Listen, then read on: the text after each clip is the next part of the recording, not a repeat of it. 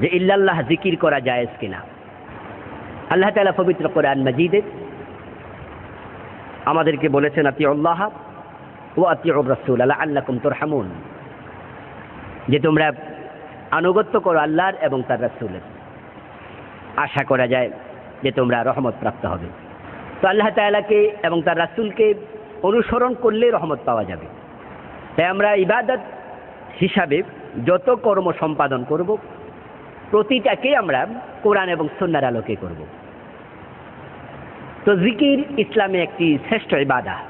কোরআন এবং সুন্নাতে জিকিরের ব্যাপারে যথেষ্ট উৎসাহ দেওয়া হয়েছে। যে ব্যক্তি জিকির করবে আল্লাহ তাআলা তাকে সান্নিধ্য দেবেন। একটি হাদিসে পাওয়া যায়, হাদিসে কুদসি, ইযা যাকারানি ফি নাফসিহি যাকারতুহু ফি নাফসিহি, ইযা যাকারানি ফি মালাইন যাকারতুহু ফি মালাইন খায়রাম মিনহু। হাদিসে কুদসি আল্লাহ তাআলা বলছেন, বিশ্বনবী বলেন যে আল্লাহ বলছেন, বান্দা যখন সে মনে মনে আমাকে স্মরণ করে তখন আমি আমার বান্দাকে মনে মনে স্মরণ করি। আর বান্দা যখন কোনো মজলিসে আমাকে স্মরণ করে তখন আমি আমার বান্দাকে এর চেয়ে শ্রেষ্ঠ মজলিসে স্মরণ করি। আর পবিত্র কোরআনের আয়াতটি তো আমাদের অনেকেরই মুখস্থ, ফাজকুরুনি আযকুরকুম ওয়াশকুরু লি ওয়ালা তাকফুরুন। আল্লাহ বলছেন তোমরা আমাকে স্মরণ করো, আমি তোমাদের স্মরণ করব। অর্থাৎ আমরা আল্লাহকে ডাকবো আর আল্লাহ আমাদেরকে ডাকবেন, এটা কিন্তু নয়। অর্থাৎ আমরা ডাকে, আমাদের ডাকে আল্লাহ সাড়া দেবেন, আমরা যা চাই তিনি তা দেবেন। আর একটি হাদিসে পাওয়া যায়, যে ব্যক্তি আল্লাহর জিকিরে তার জিহবাকে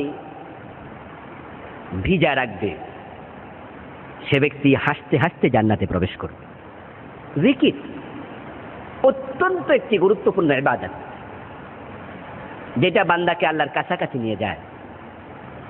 কিন্তু সে পন্থাটা যেন আল্লাহর নবীর শিখানো পন্থা হয়। যেটা আমি কিছুক্ষণ আগে প্রশ্নের উত্তরে বলেছিলাম যে প্রত্যেকটা আমল কবুল হওয়ার জন্য তিনটা শর্ত। একটা হলো ডকুমেন্ট, দলিল লাগবে।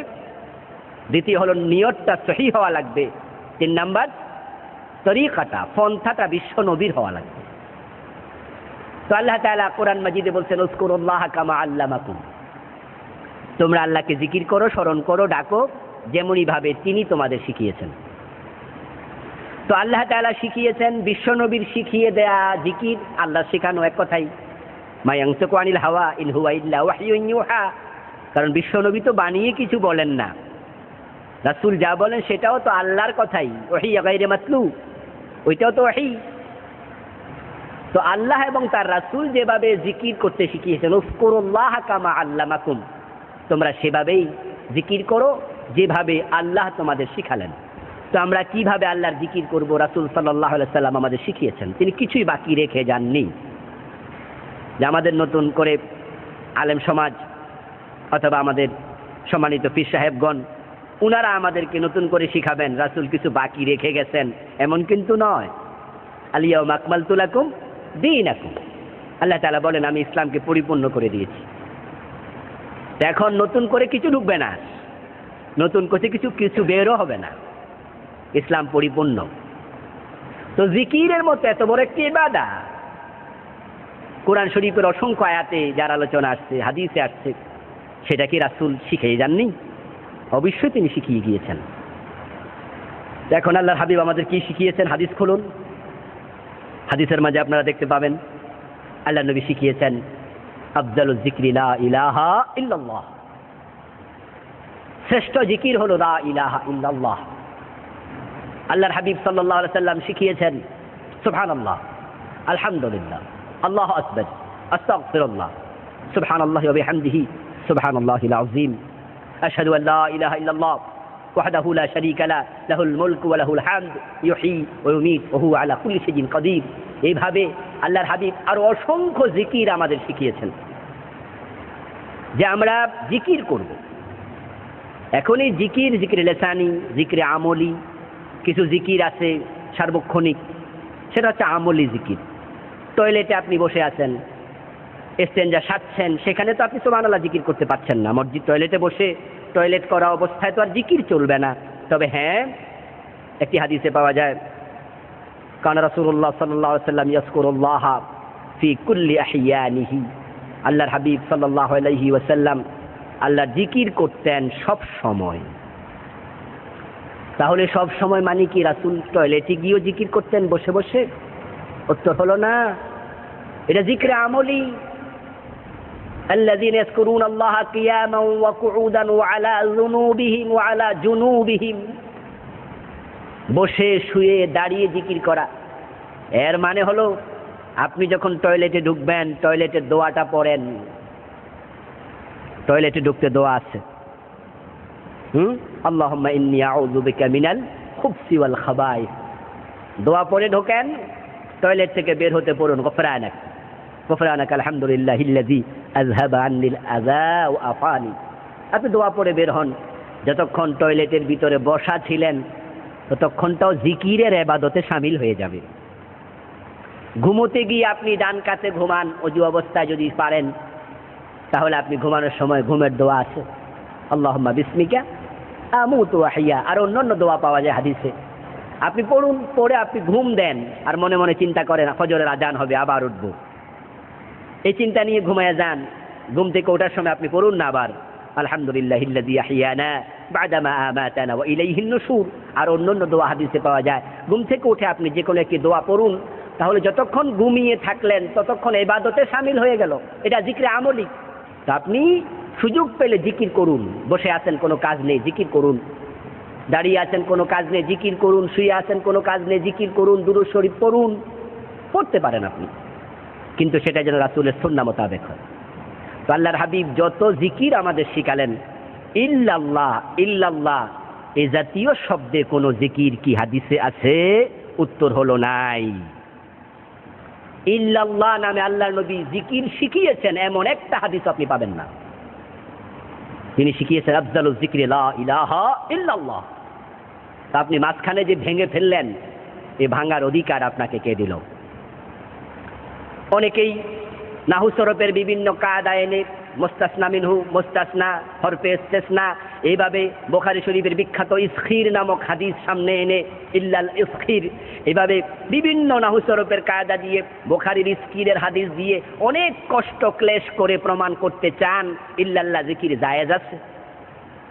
জায়েজ আছে না জায়েজ নেই আমি সে বিতর্কে যাচ্ছি না। আমি সহজ সরলভাবে আপনার কাছে বিনীতভাবে প্রশ্ন রাখতে চাই, আপনি জিকির করতে চান সুন্নাহর ভিতরে না সুন্নাহর বাহিরে গিয়ে? সুন্নাহর ভিতরে থেকে যে জিকির করতে চান, তাহলে আপনি রাসূলের একটা হাদিস দেখান না যে ইল্লাল্লাহ জিকির ও রাসূল করেছেন। আপনি কষ্ট করে জায়েজ করতে যাচ্ছেন কেন?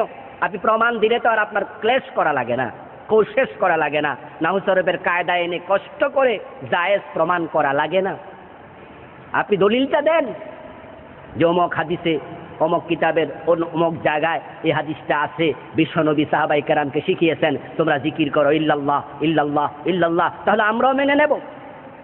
কিন্তু আপনি কোনো হাদিস দেখাতে পারবেন না, কারণ রাসূল সাল্লাল্লাহু আলাইহি সাল্লাম জিকির শিখিয়েছেন সুবহানাল্লাহ, আলহামদুলিল্লাহ, আল্লাহু আকবার, লা ইলাহা ইল্লাল্লাহ এই জাতীয়, কিন্তু ইল্লাল্লাহ কোনো জিকির রাসূল সাহাবায়ে কেরামকে শিখাননি। তাহলে আপনি আপনার হাজার হাজার মুরিদকে জিকির শিখাচ্ছেন ডকুমেন্টহীন, দলিল ছাড়া, দলিলবিহীন। আর ইল্লাল্লাহ শব্দের অর্থটা কি?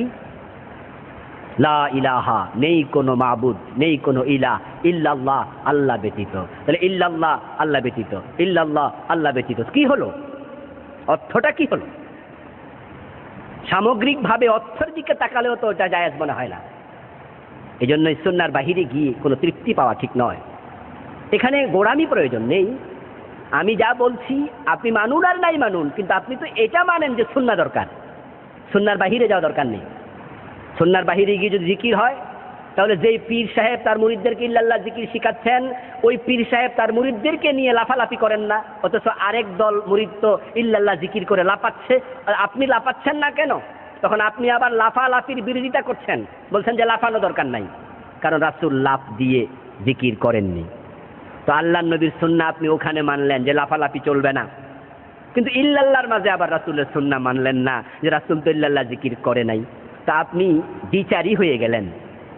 এক জায়গায় রাসূলের সুন্নাহকে আপনি মানলেন, আর এক জায়গায় রাসূলের সুন্নাহকে আপনার ভালো লাগলো না, মানলেন না। এই জন্য আসুন আমরা গোড়ামি পরিত্যাগ করি। আমরা ডকুমেন্ট খুঁজবো। পীর সাহেবের কাছে কি প্রশ্ন করা যায় না? পীর সাহেব তো ওস্তাদ, আর একজন ছাত্রের দায়িত্ব হচ্ছে ওস্তাদের কাছে প্রশ্ন করা। তা আপনি বলুন না বিনয়ের সাথে যে হুজুর আবুল কালাম আজাদ সাহেব যেহেতু বলছেন ইল্লাল্লাহ জিকির হাদিসে নাই, এখন আমরা একটু জানতে চাই আসলে আপনি কোন হাদিসে পেলেন, আমাদেরকে একটা হাদিস দেখান। হাদিসের কিতাবগুলো কি সব আসমানে চলে গেছে নাকি? সব তো জমিনে আছে। তো হাদিসের কিতাব তো মাদ্রাসাগুলোতে আছে। তো আপনি বলুন না যে হুজুর কোন হাদিসে পেলেন একটু দেখান। আপনার পীর সাহেব দেখাতে পারবেন না, কারণ নেই তো, দেখাবেন কোত্থেকে? তো আসুন আমরা গোড়ামিতে না যাই, আমরা দলিলের ভিতরে থাকি, সুন্নাহর ভিতরে থাকি। আল্লাহ তাআলা আমাদের সকলকে কোরআন এবং সুন্নাহর আলোকে নিজের জীবনটাকে সাজানোর তৌফিক দান করুক। আমিন।